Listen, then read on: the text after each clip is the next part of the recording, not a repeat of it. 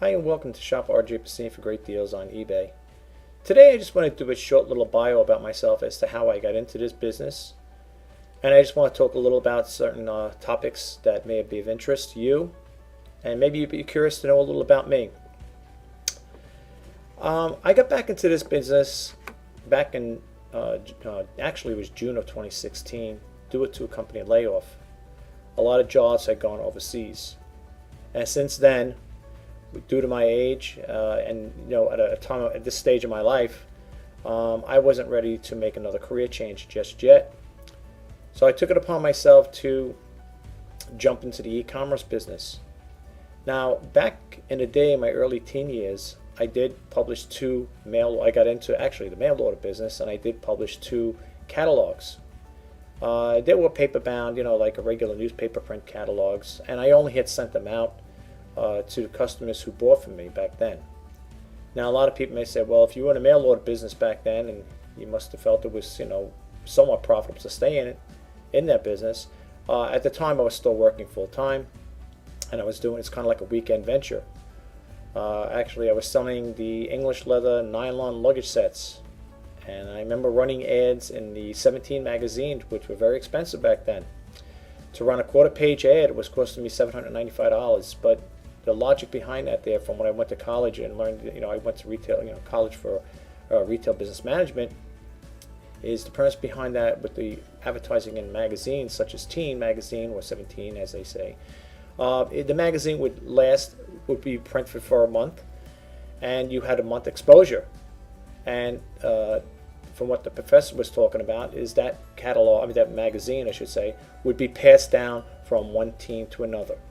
I used to see them in the doctor's office, the dentist office, in certain waiting rooms. You would find these magazines there. So with that in mind, the sales were okay. Did I make the money to pay back the display ad? Yes, I did. But at the time, working full time, it's kind of hard to do both. It's a give or take type of thing. You either gotta work part time at your business or your job, and do the other part time part of it for your business. And I couldn't do both at the time. I was saving money to eventually get married, buy a house, and so on and so forth. So money then was being funneled into savings, and therefore I had to kind of put that idea on hold. As such is life, right? There's always things that happen in our life, and we don't expect these things to happen, but they do. Just like my situation, I went through 2 company layoffs, and a company had gone bankrupt. And I thought I was going to retire at these companies, to be honest with you. And this wasn't the type of retirement I was thinking of. Losing a job, I just got a promotion at a job as, I was working in a mortgage business, and, subprime back then. It was taking kind of a beating. And, I got promoted to a loan sales auditor, and I really enjoyed the work I was doing. But unfortunately, the company had gone bankrupt. So I was there 2 years at that company, and 2 years later I was out of a job. Went to another company. Then after I pursued my college, going to business, I got involved in the IT field. So I went to school. I went to a technical school, and I got my technical certification for A+, which is PC Tech Repair. But at the same time, I was working in mainframe, which I'd been working for a large corporation, software development company out here on the island. And I was working in the mainframe.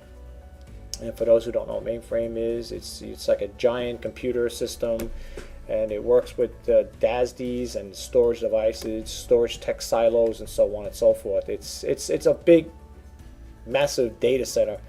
The companies still use them today. A lot of people say mainframe is dead, but it's still being used. They have the AS400 mini systems and the DAC systems and so on and so forth. I worked on multi-platforms in that data center, and we had different systems, System B and C, TSO1, and you had the network communications operations on the next side of us. They call it the pit. And this data center was, I think, estimated insurance it was insured for, I think, over $1 billion, because we bought state-of-the-art equipment. Money money was spared. Money was no problem with when it came to the IT infrastructure in that data center. Very impressive. Like I said, they bought 3 storage tech silos that used robotic arms to pull the 3480 data cartridges out and load them into the system. And it was very interesting. But eventually, that job I had left for other reasons, personal reasons. I was there for 10 years. And I did love the company, and I did love the job. We worked 3 12-hour days on and 4 days off. It was a very interesting job. And then since then, I did consulting work,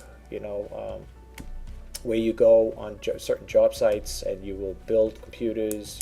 We did software upgrades, hardware upgrades, and installations of that sort, but different locations. But and then as time went on, when I wanted to get back into it full time, that was consultant work, and at the time the companies weren't hiring. I had a position. There was a position I wanted to work at a local college, but that position was taken by another consultant. As they say, a day late and a dollar short, so to speak. That's what happened. If I would have got there a little sooner, I could have had it. I could have been working at the college, doing computer work. So with that in mind, I had gone to employment agencies, and looked for jobs at the time to get myself back into the workforce. And I ended up landing a job. The first job was at another computer company. It was building computers.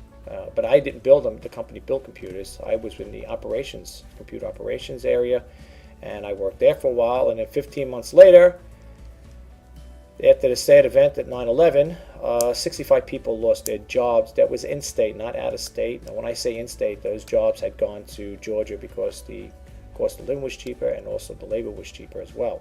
So I believe it was 65 people that had lost their jobs back then. Very sad. I thought I was going to retire there as well. And again, the company's still in business, I understand. It's just that they downsized. And then the last company I worked at, like I said, moving forward from that point, that's why I said after that job, I had gone into the mortgage business. And after 2 years, that company went bankrupt. And the very last one was back in June of 2016. Worked for a big company on the island. And I liked the job very much. I did administrative work. And I was there, I think, a total of 8 years, working as a consultant for 4 years there. And then 4 years, the company, then after the 4 years of consulting work, they brought me on full time. And about 4.5 years, maybe 4 years later, I should say, the company decided to outsource the jobs, and I had gone overseas. And that's why I am here today. So I just wanted to share that brief intro bio about me. And it gives you an opportunity to meet me, the seller. I also want to touch bases with you guys that this channel, for all its intent purposes, is to share, inspire, and hopefully will gain your confidence for you to keep coming back to learn more and more about the e-commerce business. And I do cover other articles of interest, topics of interest, I should say. It could be about do-it-yourself, how-tos. It's not just basically about e-commerce. I do cover other topics, okay? And with that in mind, I want you to also know that it is a family-oriented channel, meaning if you have young kids around, you will not hear any profanity. I do not discuss any religion and politics, okay? I just want to state the facts when I do my reseller news. And when I say state the facts, it's not stuff I'm just drawing off my top of my head. I get these articles of interest off the different sites, Google Alerts, e-commerce bites. I get a lot of my information. That's how I do the reseller news. Now, I know a lot of people have to say, well, I could do the same thing you're doing. I don't need to go watch your channel, and that's fine. That's up to you. I figured this channel is basically, deals with e-commerce in a sense, but I do cover other topics. The reseller news talks about what's going on with eBay, Amazon, Etsy, PayPal, and other areas of e-commerce.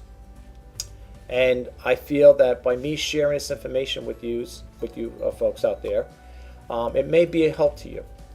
Even if you get a little tidbit of information out of it, and you can say, well, hey, you know what? The tip this guy gave, it was, it helped out. I read when I do the reseller news. I tell you usually when I started off that I do not read verbatim. I can't, because sometimes I put a lot of topics up there. I got a lot of icons opened up. Usually it's with the same company, ecommercebytes.com. I usually get a lot of information from them, and Google Alerts.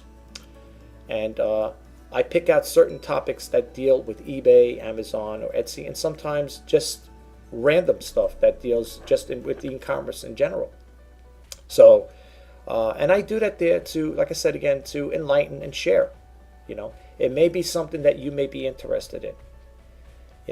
And I hope that people who do land on this channel, they do get inspired and they learn something from it. There's a takeaway from it, not just something that it's just thrown out there and I come back to you with the same boring stuff.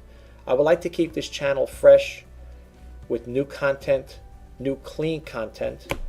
And like I said again, it's a family channel, meaning if you have young kids around and you're watching me, you put me on your YouTube channel, you just happen to watch me one day and you got little kids hanging around, you don't have to worry about me coming out and using profanity or talking stupid or doing crazy things. That's not going to happen on this channel. That's not what I'm all about. Okay, so I want you to just keep that in mind. It is a family channel where everybody in the family could watch it and not have to worry about crazy things coming out of my mouth, or you don't have to worry about getting bleep, every time a person says something. I've been to channels like that, and I'm not mentioning names, and my gosh, the profanity that comes out of people's mouths. I'm not saying, whatever. I'm not saying I'm an angel in respect. When it comes to using, profanity, it's not really necessary. You don't have to talk about something and throw the F-bomb out there, so to speak. And there are channels out there that I see it all the time, not all the time, but when I happen to hit them because they say, oh, this looks like an interesting channel, and especially if you don't know anything about the person, and then all of a sudden you hear the four-letter word coming out, and it's like, oh my gosh, it's like, I don't need, if that sells, if that's what helps boost up views or subscriber base, I probably will be a low subscriber base then and probably have low views, and that's fine with me. I want to keep it clean. But I'm not here to talk about my channel or how good it is, how good it is for the family or whatever. I want to share this information with you guys, okay? And I hope you like what I do with these videos. And I just want to wrap it up and just, say thank you for listening to my story. The reason why I did this video, folks, is to just, for the new subscribers and for people who do land on this channel, I want you to know that, the content I put out is good content. It's like I said again, if you look at my videos, I do cover other topics, outside of reselling. I do some do-it-yourself how-tos. If you look back, you'll see some of the videos I have. I'm not saying to go look at all 511 or 12, whatever it is, I don't know. But, if you see certain ones you want to, click on and, check it out, that'd be great, and if you like it, give it a thumbs up, I do respond to comments. I will voice my opinion with certain things. And again, it's not going to be with religion and politics, but if somebody makes a comment on one of my videos and it's not deemed for me to respond to it, I will just delete it. If I feel it's inappropriate, if somebody left a comment that hasn't happened in a while, but I do occasionally get crazy comments where people may, will say something that I feel is not, worth my time responding to. I don't want to get in a cyber war with people. I'm not doing these videos to, make a mockery of anybody. I don't bash any particular other creators out there. Okay, I speak solely on my own behalf, and the content I put out is based on my own facts that I get from other sources. And that's why, like I said, when I do the reseller news, I read small captions or whatever parts of it. I will discuss certain pages in there and talk a little about it.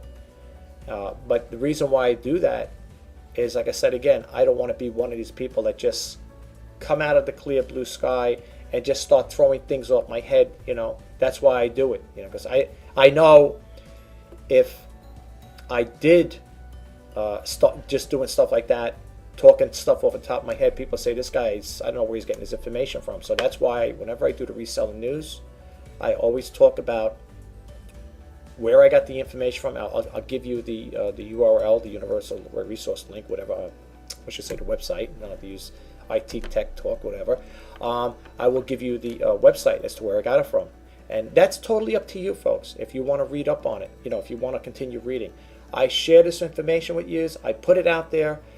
I don't know if people read it, if they follow through with it.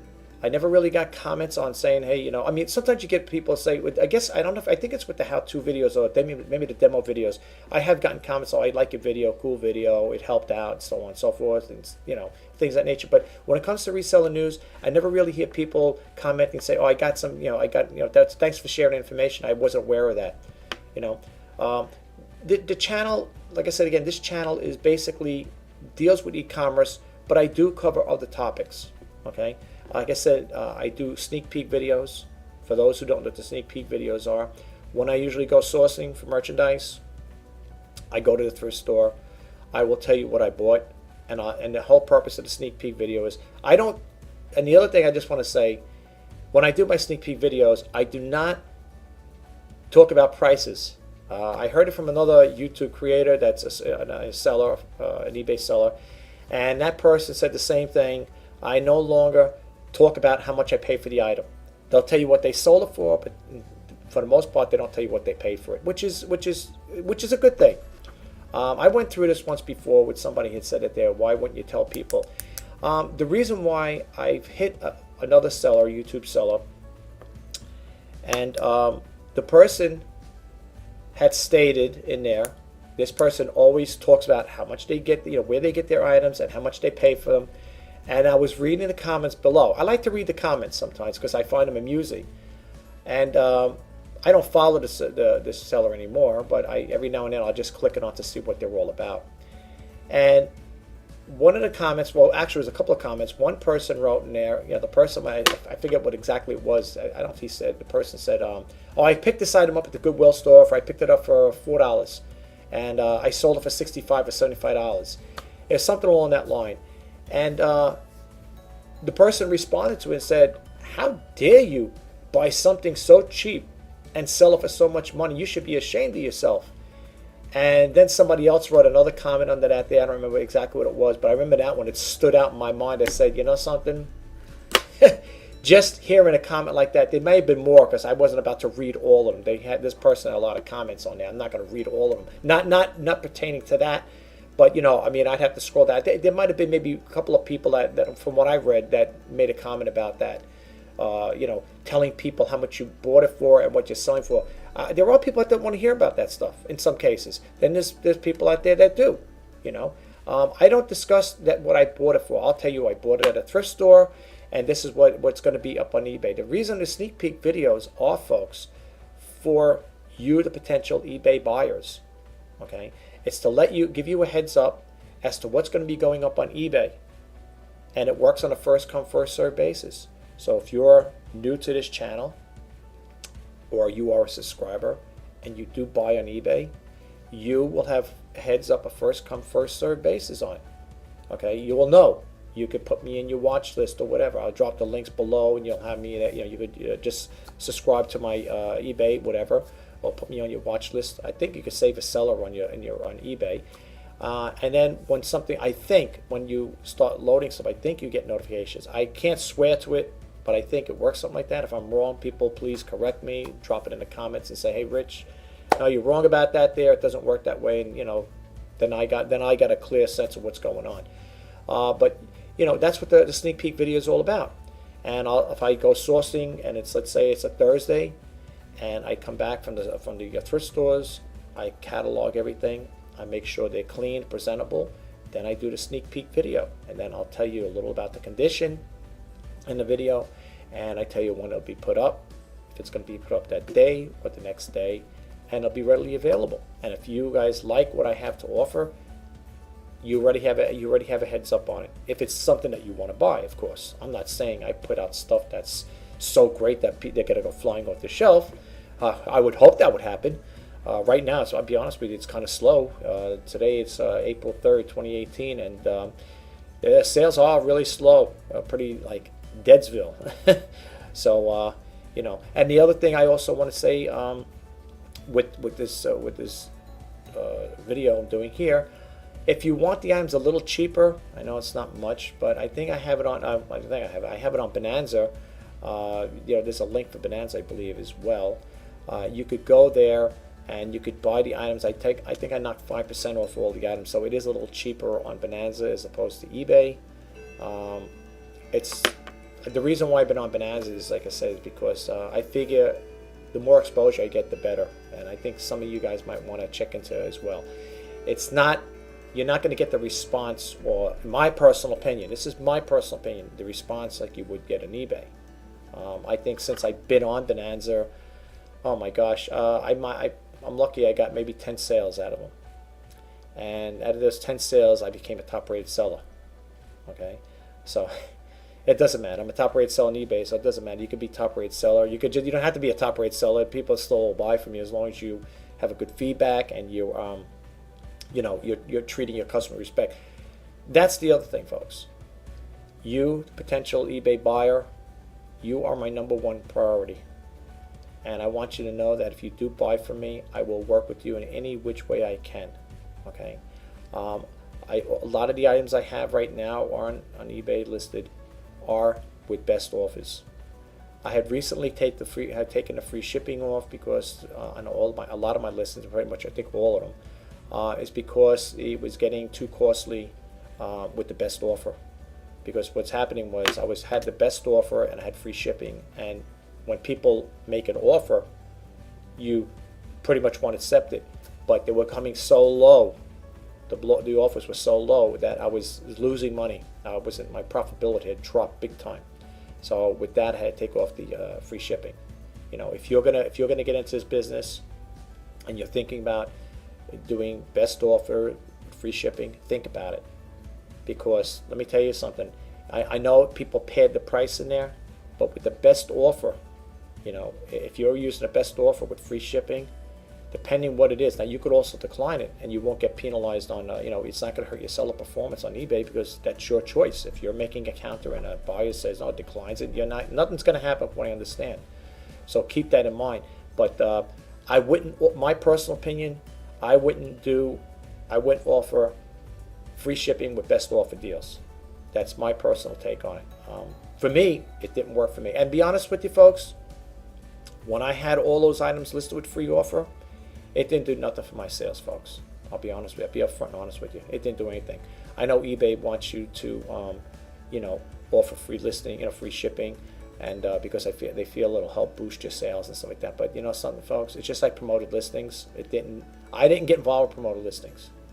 To me, I give eBay enough every month in their listing fees. And my listing fees, even though I'm a small-time seller on eBay, they are pretty astronomical for me. Okay, and the last thing I need to do is give eBay more money. Okay, to be honest with you, I like eBay, and I don't want to sound like I contradict them, but I have a website. It's called Rjpasini.com, and if it was all doable, possible, it may still be. I would love to just strictly sell off of my website as opposed to selling off of eBay, because like I said again, in some cases with eBay, you will have, well, not you but me, I've seen where more money is going out than coming in, and that's a problem, folks. So keep that in mind. If you do get involved with this business, I'm going to hang in here as long as I can. You got to assess your own financial situation.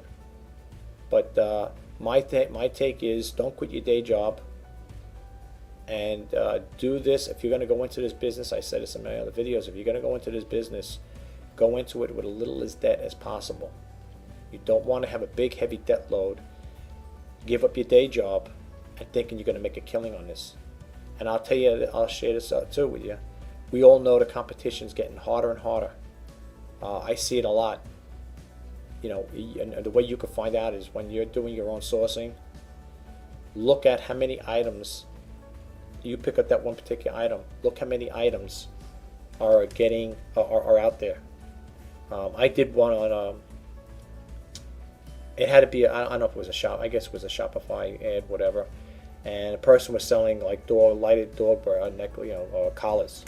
And I looked it up, and they had over 23,900 something listings on that particular item. That's just one. Now, with all that competition out there, and plus with Shopify, I think you pay a $29 a month fee. If I remember correctly, looking at those items, you'll see usually at the bottom of the listing, it'll say powered by Shopify or something along that line. So, when you're getting involved with these services, I'm not knocking them. I don't want anything that has an additional monthly bill. But indirectly, it's being, you're patronizing that business, that website. My take is on it, and I have it in my links below. The hosting service I use, which is good. I had no problem with them. I've been with them for a number of years. I like them. It's called 3ix.com or .org, I think. Well, it's in a link. And I also tell you the software I use to develop my software. And the software I use is Serif Web Plus X5. Very user-friendly, very intuitive. It's very, you could cut and paste, copy and paste things in there.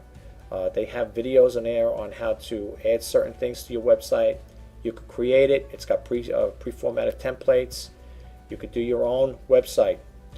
The hosting service I use, it's $1 a month. It's the Excite plan, and that's again with 3ix. They have different plans, but for $1 a month, I know it sounds crazy, but you know what? I think they offer a 30-day money-back guarantee. You could always try them out. If you don't like them and you feel like, hey, this is not for me, I'm not getting involved with it, that's fine. That's totally up to you. I like them. I love them. They help me out. If I had like little questions and stuff like that, little things I needed to, let's say I had to add a certain feature to my website or whatever it may be, they assisted me.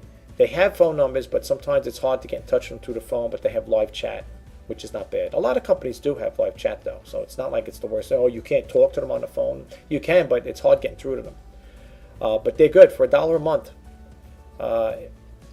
It sounds cheap. You probably think it's a real Chinsky service. I don't know. I have no problem with them. I'm speaking on my own. Again, I'm speaking on my own behalf. I've been with them, like I said, for a number of years, and I'll be honest with you. I am the first one to complain, and not necessarily badmouth them, but tell you if I was happy or was not happy with their service. And right now, I am very happy with their service. So I'm being upfront and honest. If I didn't like them, I would tell you. All right. The other thing is, like I said, with the software I use to develop my website, it's called Serif Web Plus X5. You could get that, believe it or not, off of Walmart. I know on eBay they sell too, but you can get it off of Walmart for $8.99 with free shipping. And it comes nicely packaged. You get a nice nice booklet with it. Like I said, I had no problem with it. Very easy to create, no HTML required. So you don't have to be an HTML programmer to use it. And you can make yourself some nice, stunning websites with it. I know there's Wix out there. Wix is another one that can do it. And I think there's another one called All Below and so on. I know there are different companies out there. But they all charge. But again, you could do this here on it's literally a good price, because I think even when you register a domain name with 3ix, I believe it comes out to be, I think, $14 or $15 a month. I mean, $15 for the year or something. It's something, I know it's cheap. So you figure your hosting is $12, and then you add that onto it, and you're not talking a lot of money, folks. I mean, considering. But check it out. Look at the links below. Check them out. And if you like them, or you're interested in, let me know. Drop it in the comments. Say, hey, I checked into that website, that hosting company. I checked at that website, that software you were talking about. Let me know. Drop a comment in the comment box. Let me know. I reply to comments as long as they're not nasty or mean. I will reply to them. If they are nasty or mean, I will delete them. As simple as all that. But I just want to share this information with you folks. I hope it helps. And again, I'm hoping to do the reseller news. I keep saying that, but by the time I get through editing and stuff like that, the time just clicks by. I mean, I never seen hours and days go so fast. Believe me, doing this video, it's going to probably take some time to just edit it and get it up on there on YouTube. But please like, subscribe, and share. And again, I can't reach out to you. You have to, if you want to be updated, you're gonna have to subscribe and hit that subscribe button. And again, if you think you got anything out of it, hit that thumbs up button or like button, as they say. And it gives me a little insight to know that I'm doing pretty good on the content and stuff like that. That you guys are enjoying it. And like I said again, you never have to worry about any crazy stuff going on here. I'm not gonna, I'm not gonna create or do any zany antics.